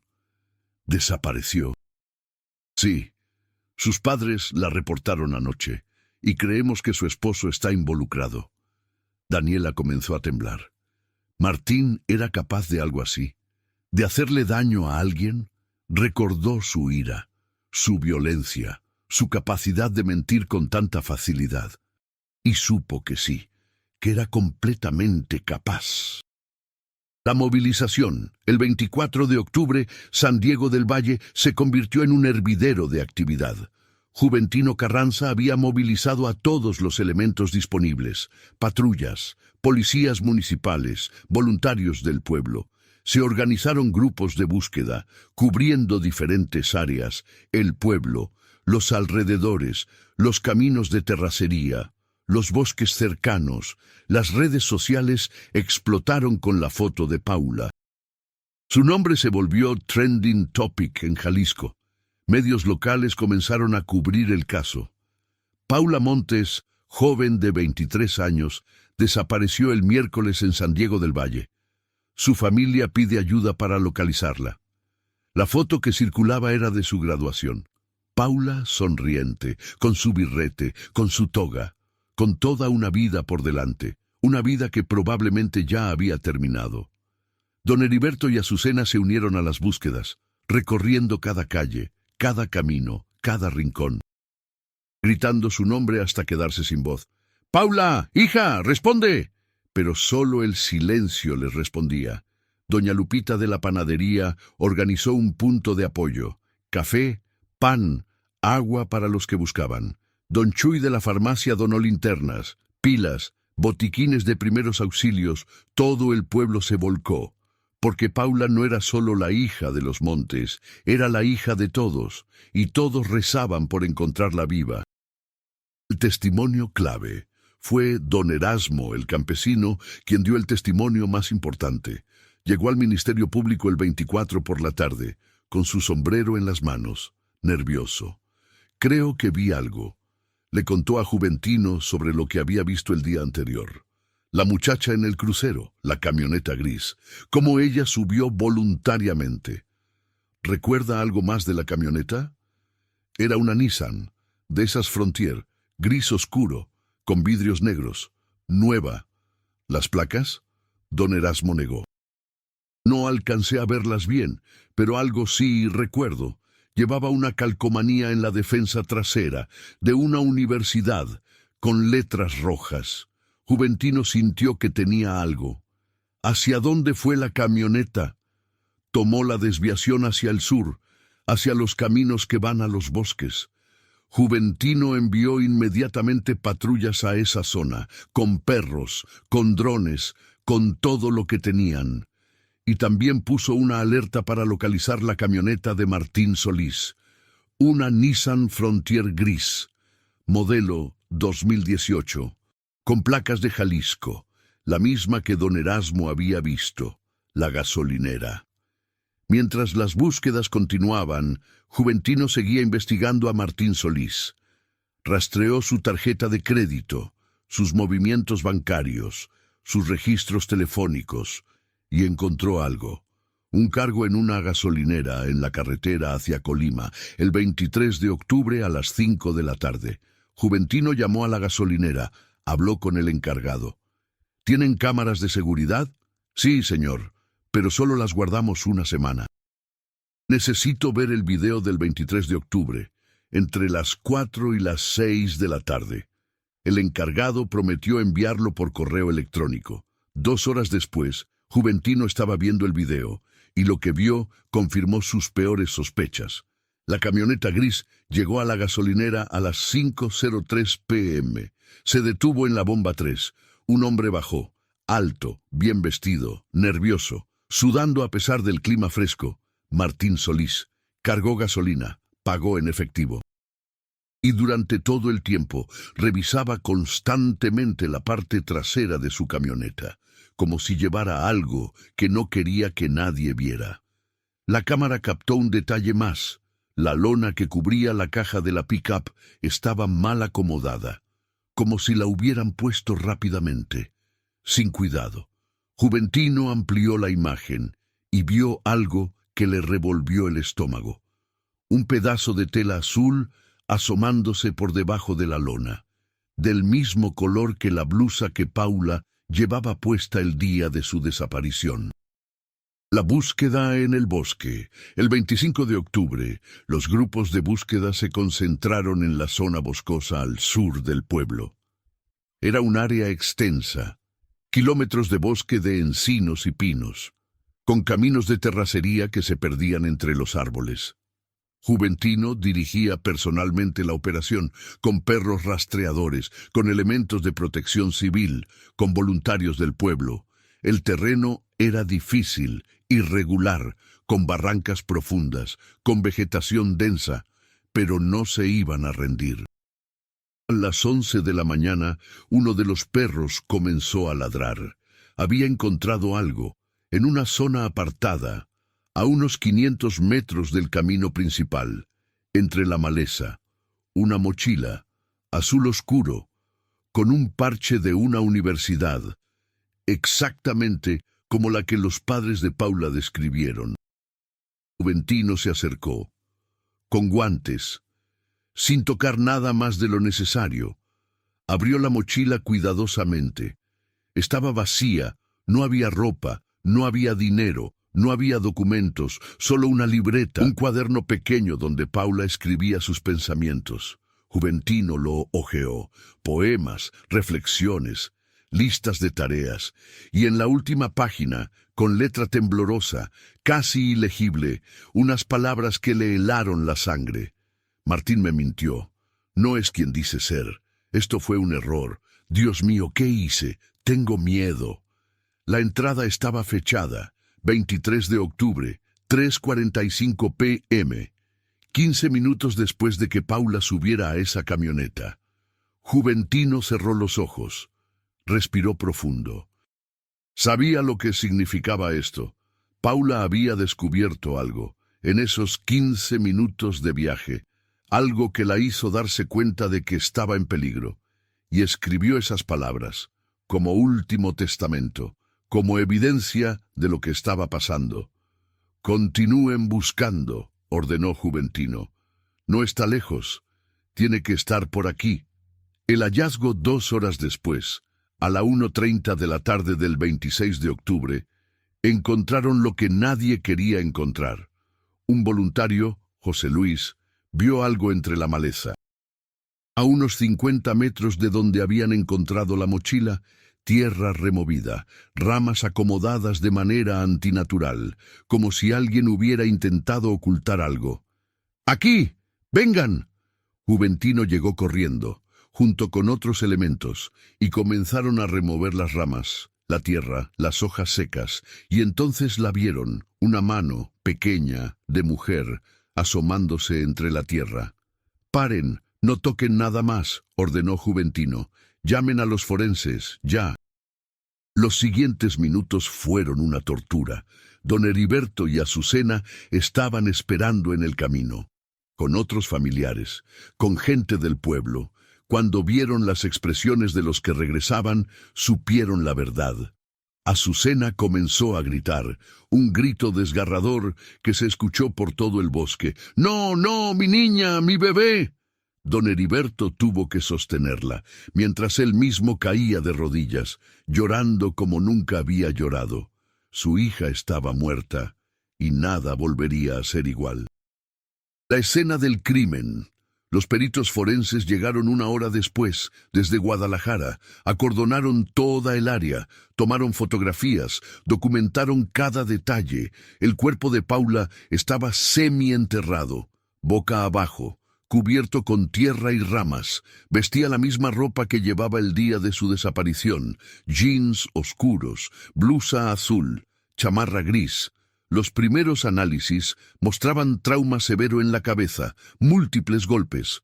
Con un objeto contundente, no había señales de abuso sexual. No había evidencia de robo. Esto fue un asesinato, brutal, violento, lleno de rabia. El médico forense estimó que la muerte ocurrió entre las 4 y las 6 de la tarde del 23 de octubre. Pocas horas después de su desaparición, Paula no sufrió durante días. No fue secuestrada y mantenida en algún lugar, fue asesinada rápidamente y abandonada en ese bosque remoto. Los peritos encontraron más evidencia en la escena, huellas de neumáticos, correspondientes a una camioneta pick-up, fibras de tela, manchas de sangre y algo más. algo que sellaba el caso, una llave de cruz, de esas que se usan para cambiar llantas, escondida entre la vegetación, con sangre, con cabello, con evidencia biológica, el arma del crimen, y cuando analizaron las huellas dactilares en ella, encontraron una coincidencia: Martín Solís, la búsqueda de Martín. Con toda esta evidencia, Juventino emitió una orden de aprehensión contra Martín Solís, por feminicidio, premeditado, agravado, con alevosía. Pero Martín había desaparecido. No estaba en su casa, no estaba en su trabajo, su camioneta no aparecía, su celular estaba apagado. La fiscalía lo puso en la lista de los más buscados. Su foto apareció en todos los medios, en todas las redes sociales. Se busca a Martín Solís por el feminicidio de Paula Montes. Es considerado extremadamente peligroso. Y entonces comenzaron a llegar los reportes. Un mesero de un restaurante en Manzanillo lo había visto, cenando solo, el 24 por la noche. Un empleado de un hotel reportó que un hombre con esa descripción se había hospedado ahí, del 23 al 26, pagando en efectivo. Los agentes rastrearon sus movimientos, las cámaras del hotel lo confirmaron. Era él, Martín Solís, tranquilo, relajado, como si estuviera de vacaciones, mientras en San Diego del Valle una familia se destrozaba, mientras el pueblo entero lloraba, mientras buscaban desesperadamente a Paula. Él estaba en la playa, bebiendo, comiendo, durmiendo plácidamente, con los 3,000 pesos que le había robado a Paula. La captura. El 29 de octubre, el celular de Martín se encendió brevemente. Fue suficiente para rastrearlo. Estaba en Guadalajara, en la colonia Oblatos, en casa de un primo. La policía rodeó la vivienda. A las 6 de la mañana tocaron la puerta con armas desenfundadas, preparados para resistencia. El primo abrió, asustado. ¿Qué pasa? Buscamos a Martín Solís. Sabemos que está aquí. El primo no intentó mentir. Señaló hacia una habitación. Está dormido. Los agentes entraron y encontraron a Martín en la cama, durmiendo profundamente, sin preocupación alguna. Lo despertaron bruscamente. Martín Solís está arrestado por el asesinato de Paula Montes. Martín abrió los ojos lentamente, miró a los agentes y sonrió. Una sonrisa fría, arrogante, que hizo que los agentes sintieran escalofríos. ¿Tienen una orden? Sí. Levántese, manos detrás de la espalda. Martín obedeció tranquilamente, sin resistirse. Como si esto fuera una simple formalidad, lo esposaron, lo sacaron de la casa, lo metieron en la patrulla, y durante todo el trayecto al Ministerio Público mantuvo esa sonrisa, como si supiera algo que nadie más sabía, como si esto fuera parte de un plan mayor. El primer interrogatorio. Cuando Juventino llegó a Guadalajara para interrogar a Martín, se preparó mentalmente. Había interrogado a cientos de criminales, asesinos, violadores, los peores de la sociedad. Pero había algo en Martín Solís que lo inquietaba: su calma, su arrogancia, su total falta de remordimiento. Martín entró a la sala de interrogatorios con esa misma sonrisa. Se sentó cómodamente, cruzó las piernas. «Buenos días, agente». «No tengo nada de buenos», respondió Juventino. «Una joven está muerta por tu culpa.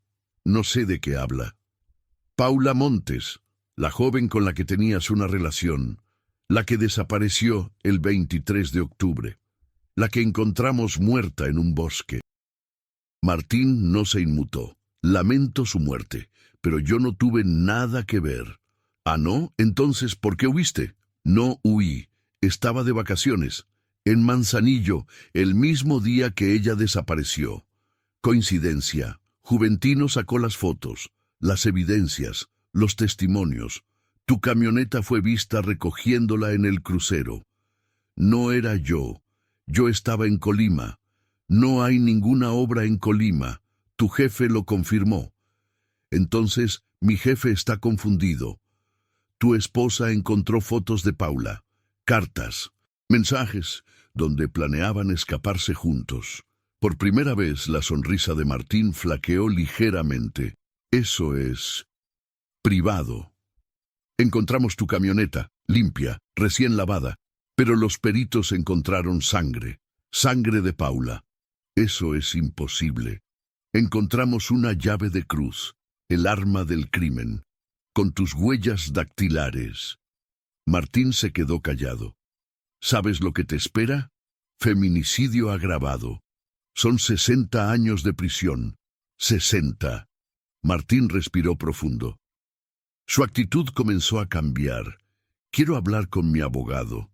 Puedes hablar con quien quieras, pero la evidencia es contundente. Vas a pasar el resto de tu vida en prisión. Y entonces Juventino jugó su última carta. Tu primo, el que te ayudó, ya confesó todo. Nos contó cómo le pediste que recogiera a Paula, cómo la llevó hacia donde tú estabas. Todo. Martín palideció. Está mintiendo. Ah, sí, él está cooperando. Recibirá una pena reducida. Mientras tú cargarás con todo el peso de la ley. Juventino se levantó. Piénsalo bien.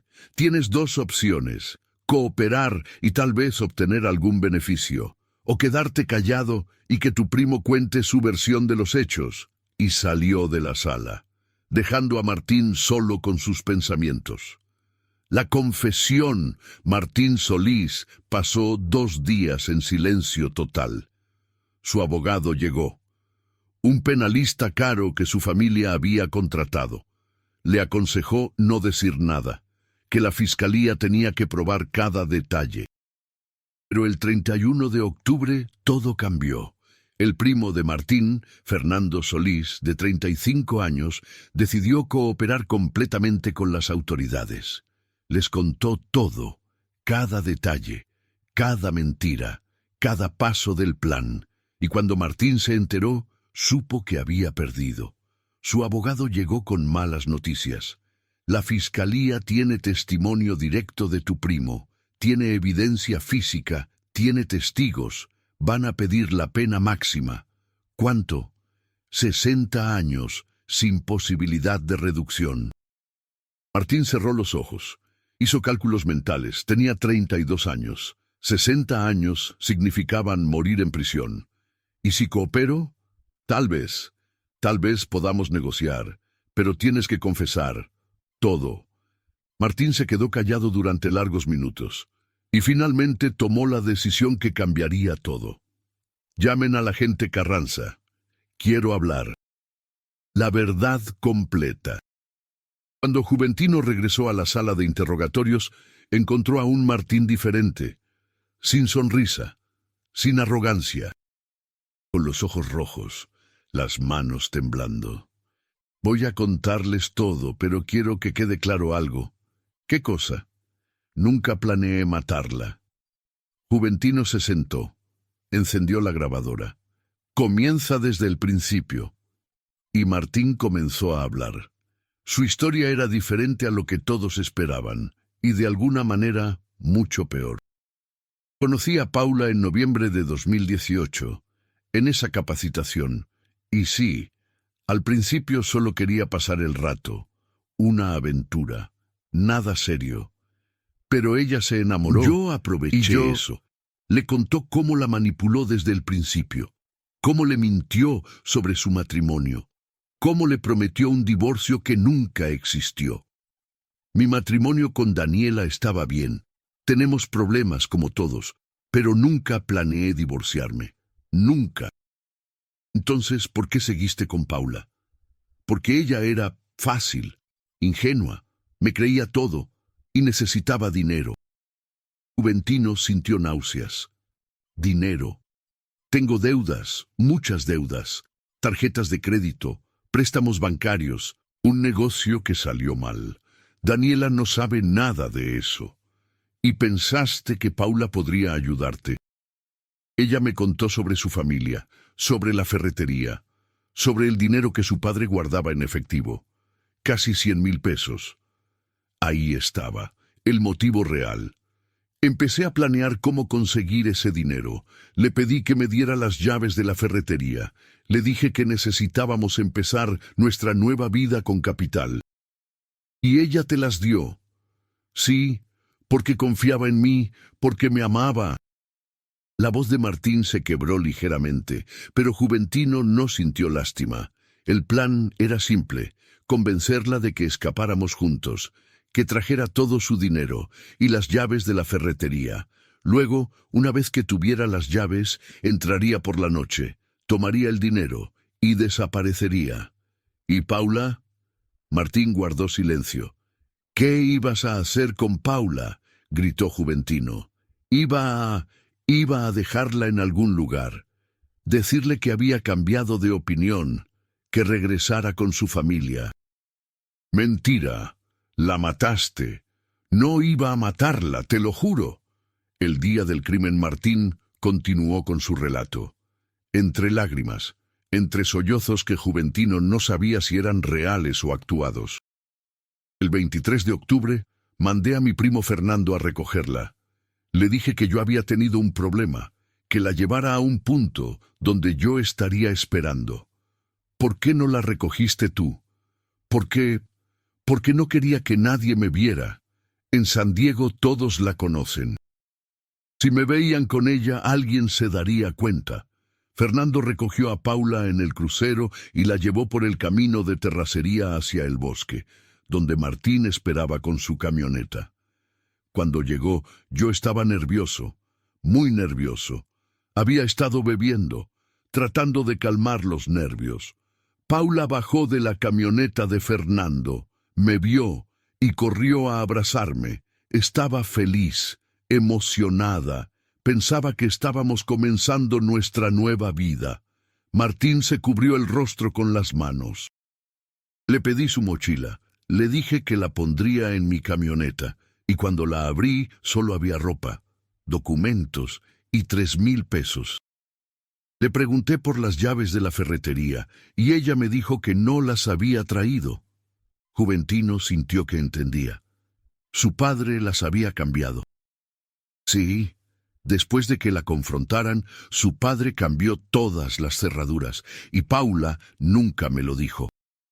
Martín respiró profundo. Me enojé, le grité.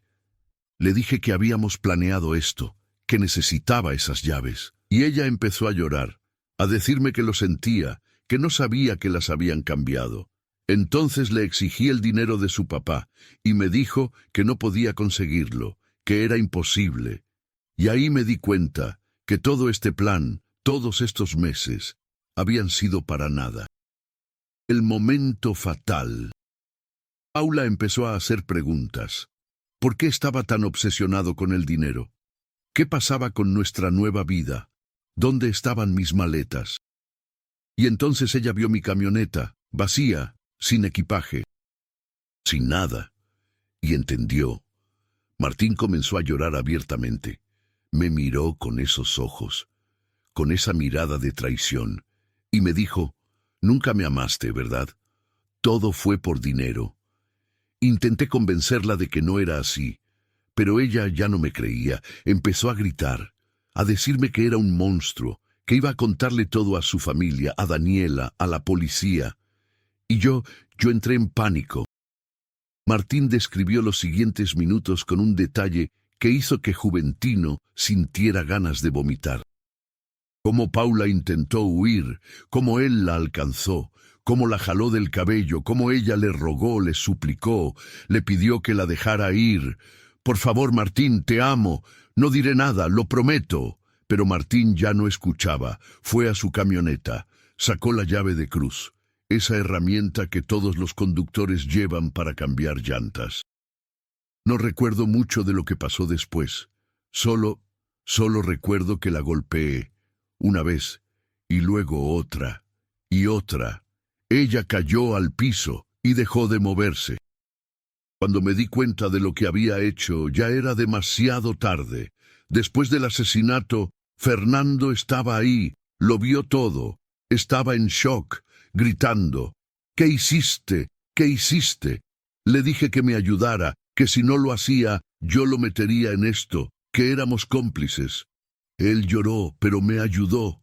Entre los dos arrastraron el cuerpo de Paula, lo escondieron entre la maleza, lo cubrieron con tierra y ramas. Tomé su mochila, la vacié, tiré todo lejos, me quedé con el dinero, los 3,000 pesos. Lavé la llave de cruz en un arroyo cercano, pero luego me dio miedo cargarla y la tiré entre los arbustos. Subí a mi camioneta. Le dije a Fernando que se fuera, que no dijera nada, que esto nunca pasó, y me fui. Martín condujo hacia Colima, con la sangre de Paula en su ropa, con sus gritos todavía resonando en sus oídos. Paré en una gasolinera, cargué combustible y seguí manejando. Llegué a Manzanillo, me hospedé en un hotel, pasé 3 días ahí. Tratando de olvidar, bebiendo, tratando de convencerme de que no había pasado, pero cada vez que cerraba los ojos, la veía, su rostro, sus ojos, su última mirada. Cuando vi las noticias, cuando vi que la estaban buscando, pensé en entregarme. Pero soy un cobarde y solo quería escapar. El silencio. Cuando Martín terminó de hablar, la sala quedó en silencio. Juventino lo miraba con una mezcla de asco y pena. ¿Algo más que quieras agregar? Martín levantó la vista, con los ojos rojos, con el rostro devastado. Solo quiero que sepan que lo siento, de verdad lo siento. Paula no merecía esto. Era una buena persona, una persona inocente, y yo la destruí, por dinero, por putos 3,000 pesos. Juventino apagó la grabadora, se levantó. Tu arrepentimiento no la traerá de vuelta, no sanará a su familia, no borrará lo que hiciste. Lo sé, vas a pagar por esto, con cada día del resto de tu miserable vida. Y salió de la sala, dejando a Martín solo con su confesión, con su culpa, con el peso de haber destruido una vida por codicia. El juicio. El caso de Paula Montes se convirtió en uno de los más seguidos en la historia de Jalisco. El juicio comenzó en marzo de 2020, justo cuando la pandemia comenzaba a afectar al país, pero nada detendría este proceso. Martín Solís fue acusado formalmente de feminicidio agravado, premeditación, alevosía, ventaja. Fernando Solís, su primo, fue acusado de complicidad, encubrimiento, obstrucción de la justicia. La fiscalía presentó toda la evidencia, los testimonios, las pruebas forenses, la confesión completa de Martín grabada en video. El abogado de Martín intentó argumentar emoción violenta, que fue un arranque, que no hubo premeditación, pero la fiscalía demostró lo contrario, el plan elaborado. Las mentiras durante meses, la manipulación calculada. Los peores momentos del juicio fueron los testimonios de la familia. Don Heriberto, con la voz quebrada, narrando cómo su hija salió de la ferretería ese día, cómo nunca regresó, cómo él la buscó por todas partes. Mi hija era mi vida entera, era todo lo que tenía, y este hombre me la quitó, por dinero, por unos pesos. Azucena no pudo testificar, tuvo que ser hospitalizada durante el juicio. Su salud mental se había deteriorado completamente. Daniela, la esposa de Martín, también testificó. Sobre las mentiras, sobre la violencia, sobre cómo nunca sospechó lo que su esposo era capaz de hacer. Yo también fui su víctima. Me engañó durante años, pero Paula pagó el precio más alto. Las amigas de Paula testificaron, sus profesores, la gente del pueblo que la conocía, todos contaron la misma historia. Una joven brillante, con futuro, con sueños, que fue manipulada y destruida por un depredador. El 18 de septiembre de 2020, después de 6 meses de juicio, el juez dictó sentencia. Martín Solís, culpable de feminicidio agravado. 60 años de prisión, sin posibilidad de reducción de pena. Fernando Solís, culpable de complicidad, 20 años de prisión. Cuando leyeron la sentencia, Martín no mostró emoción. Se quedó sentado, mirando al frente, como si ya hubiera aceptado su destino. Pero cuando los guardias lo sacaban de la sala, volteó una última vez y miró a don Heriberto, que estaba sentado en la primera fila, y susurró: «Lo siento». Don Heriberto no respondió, solo lo miró con un odio que Martín cargaría hasta su último día. El impacto en San Diego del Valle. El caso de Paula cambió para siempre a San Diego del Valle, el pueblo que se creía inmune a la violencia, que se sentía seguro, protegido. Aprendió la lección más dura posible: que el peligro no siempre viene de afuera, que a veces se disfraza de amor, de promesas, de sueños. Don Heriberto cerró la ferretería El Progreso en noviembre de 2020. No pudo seguir trabajando ahí. Cada rincón le recordaba a su hija. Azucena nunca regresó a enseñar. Cayó en una depresión profunda que la llevó a ser hospitalizada varias veces. En enero de 2023, don Heriberto murió. Los doctores dijeron que fue un infarto, pero todos sabían la verdad. Murió de corazón roto. Azucena sigue viva, viviendo con una hermana en Guadalajara, luchando cada día contra la depresión, contra los recuerdos, contra las preguntas que nunca tendrán respuesta.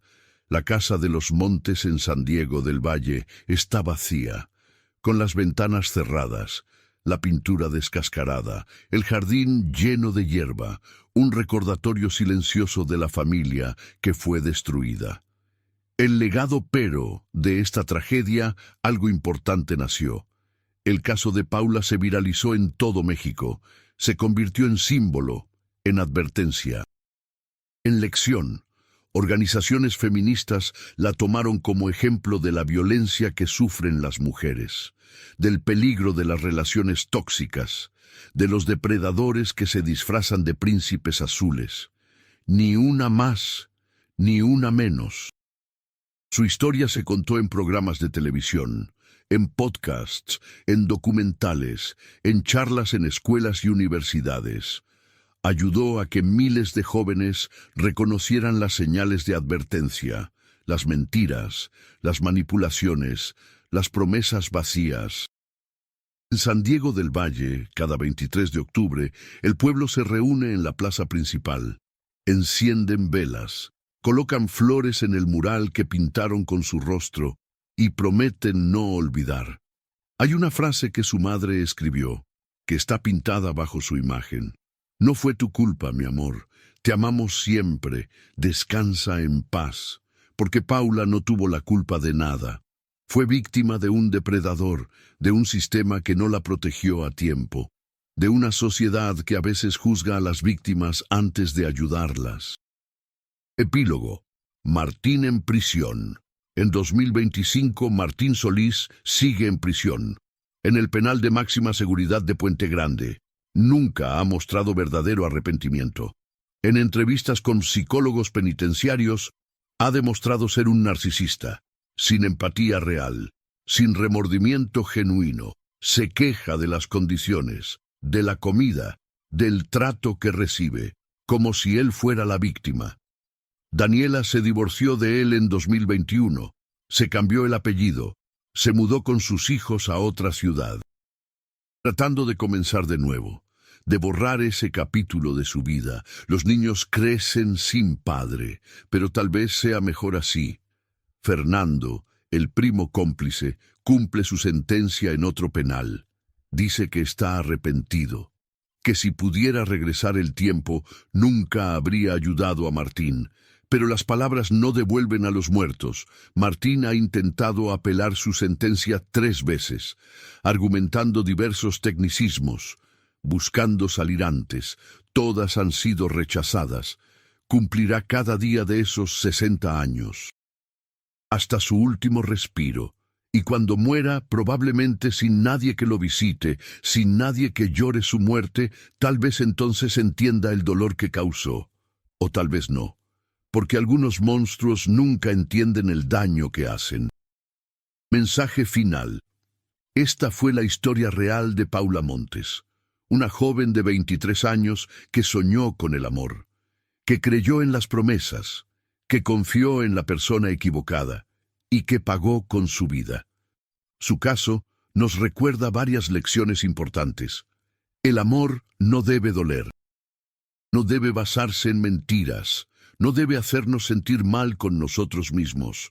Las señales de una relación tóxica son claras: mentiras constantes, secretos, aislamiento, promesas que nunca se cumplen. Si alguien te pide que mantengas su relación en secreto, es porque algo está mal. Si alguien está casado y te promete divorciarse pronto, es una mentira que han usado millones de veces. Si algo en tu interior te dice que algo está mal, escucha esa voz, porque tu instinto casi nunca se equivoca. Y si conoces a alguien en una situación similar, ayúdala, no la juzgues, no le digas «te lo advertí», solo abrázala, apóyala y ayúdala a salir, porque una vida vale más que cualquier promesa vacía. Paula Montes no fue la primera y tristemente no será la última, pero cada vez que contamos su historia, cada vez que aprendemos de su caso, cada vez que ayudamos a alguien a reconocer las señales de peligro, estamos honrando su memoria y tal vez, solo tal vez, salvando otra vida. Que San Diego del Valle nunca olvide a Paula, que México nunca olvide a sus hijas asesinadas y que sigamos luchando por un mundo donde ninguna mujer más tenga que morir por confiar en la persona equivocada. Descansa en paz, Paula Montes. Tu historia no fue en vano.